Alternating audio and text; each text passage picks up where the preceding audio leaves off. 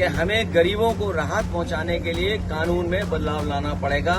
उसका जो स्लैब है वो बदलना पड़ेगा कृषि क्षेत्र में या जरूरत के सामान को लेकर के। तो सवाल ये है कि जीएसटी लागू होने से लेकर के अब तक आखिरकार सरकार ने किसको मुनाफा कमाने दिया? प्रेस में मास्टर स्ट्रोक लगा दिया। तो हमें अपने छोटे पत्रकारों पर ही भरोसा ज्यादा है, बाकियों में तो मास्टर स्ट्रोक लगा हुआ है। बाकी छोटे हमारे प्रेस के साथी हमारे मास्टर स्ट्रोक को वहां तक पहुंचाएंगे। मर्यादित भाषा का प्रयोग करते हैं, क्या कहोगे सर? चुनाव को अब 1 साल के लगभग दिन बचे हैं। उत्तर प्रदेश का चुनाव 1 साल के अंदर या 1 साल का आसपास समय बचा है सरकार के पास। और अब तक अभी हम लोगों ने जो बजट देखे हैं उत्तर प्रदेश सरकार के, 9 बजट देख चुके हैं। आखिरी बजट आना है जो अब आ जाएगा आने वाले समय में। दिल्ली की सरकार तीसरी बार चल रही है। हाल ही में हमें और आपको देखने को मिला कि एक ऐसा कानून जीएसटी जब लागू किया गया था तो ये बात कही गई थी कि व्यापार बढ़ेगा। इस कानून के लागू होने से सरल व्यवस्था लागू होगी जिससे कि व्यापारी और कारोबारी अपना टैक्स दे पाएगा।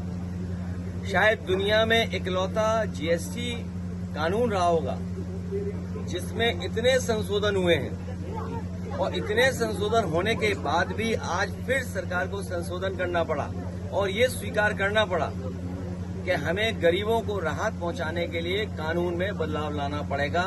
उसका जो स्लैब है वो बदलना पड़ेगा कृषि क्षेत्र में या जरूरत के सामान को लेकर के। तो सवाल ये है कि जीएसटी लागू होने से लेकर के अब तक आखिरकार सरकार ने किसको मुनाफा कमाने दिया? ये कौन लोग थे जो मुनाफा बेवजह कमा रहे थे? और याद रखना, कानून के और स्लैब के कम हो जाने से ये जो मुनाफा कमाने की जो आदत पड़ गई है वो मुनाफा कम नहीं होगा, महंगाई कम नहीं होगी। और दूसरी तरफ जो हमारा कारोबार बंद हो रहा है, अमेरिका ने जरूर टैरिफ लगाया है, हमारे कुछ काम पर कारोबार पर टैरिफ लगा दिया, लेकिन टैरिफ से ये लग रहा है कि भारतीय जनता पार्टी के नेताओं के मुंह पर भी टैरिफ लग गया है। आप उनसे सवाल नहीं पूछ सकते टैरिफ को लेकर के। हमारे भदोही का कारपेट, मुरादाबाद का ब्रास का एक्सपोर्ट, मेरठ का, सहारनपुर का, फिरोजाबाद का, तमाम जो एक्सपोर्ट होते थे अब पाबंदी लगने के बाद उनका नुकसान होना शुरू हो गया। उनका नुकसान होगा, कारीगर जो जुड़े उनका नुकसान होगा, अंतोगत्वा हमारी अर्थव्यवस्था का नुकसान होने जा रहा है। अमेरिका अगर अपनी अर्थव्यवस्था को बचा रहा है या अपनी अर्थव्यवस्था को मजबूत कर रहा है तो हमें भी ये सोचना चाहिए कि हम अपनी अर्थव्यवस्था को कैसे बेहतर करें। उसके लिए हमें फैसला लेना चाहिए। मेक इन इंडिया बर्बाद हो गया। स्वदेशी का नारा केवल मुंह से है, मन से नहीं है। ये बीजेपी के लोग स्वदेशी मुंह से हैं और मन से विदेशी हैं। अच्छा सर, किसान फसलों को खाद नहीं मिल रही है। डीएपी इसलिए नहीं मिल रही है कि उसमें पीडीए शब्द है। डीएपी पीडीए शब्द है और पीडीए लोग ही बड़े पैमाने पे खेती कर रहे हैं। गांव गरीब कौन है? जहां हम और आप खड़े हैं इस गांव में कौन खेती कर रहा है या किस घर परिवार के बीच में खड़े हैं? तो ये तमाम वो लोग हैं जो मेहनत कर करके कमा रहे हैं और सरकार के पास खाद नहीं, यूरिया नहीं, डीएपी नहीं और कीटनाशक दवाइयां महंगी हैं। और जब फसल तैयार हो जाएगी तो कोई उसको कीमत नहीं मिलेगी और बाढ़ से जो नुकसान हुआ उसकी भरपाई नहीं हुई है। तो इस सरकार के रहते रहते किसानों की आय दोगुनी नहीं होगी, किसानों की जेब से ये सरकार पैसा निकाल लेगी। आपके द्वारा बताया नोट 2000 के नोट लाए, वो भी मास्टर स्ट्रोक बंद किया। मुझे तो एक ही मास्टर स्ट्रोक दिखाई देता है उनका। इधर बहुत चर्चा होती है मास्टर स्ट्रोक।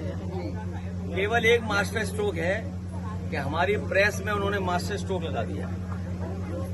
हमारे प्रेस में मास्टर स्ट्रोक लगा दिया है। तो हमें अपने छोटे पत्रकारों पर ही भरोसा ज्यादा है, बाकियों में तो मास्टर स्ट्रोक लगा हुआ है। बाकी छोटे हमारे प्रेस के साथी हमारे मास्टर स्ट्रोक को वहां तक पहुंचाएंगे और ये कोई मास्टर स्ट्रोक नहीं है, ये केवल जनता को धोखे देने वाली बात है। ये आगरा लखनऊ एक्सप्रेस में गड्ढे हो गए हैं। ये अपने जैसा एक्सप्रेस वे बनाना चाहते, कूदते हुए जाओ। बुंदेलखंड में आप कूदते हुए जाते हैं, पूर्वांचल में कूदते हुए जाते हैं। तो ये सरकार चाहती है कि जिस तरीके से उन्होंने एक्सप्रेस बनाया था कूदते हुए जाने के लिए, वैसे ही आपका हो जाए कूदते हुए जाने के लिए। इसलिए जानबूझ करके समाजवादियों का अच्छा काम बर्बाद कर रहे हैं। आप बताओ, जीएसटी हट गई, बिजली आ गई क्या? नहीं आई साहब। महंगी बिजली कम हो गई क्या? तो सोचिए आप। कल इकाना स्टेडियम आपके द्वारा बनाया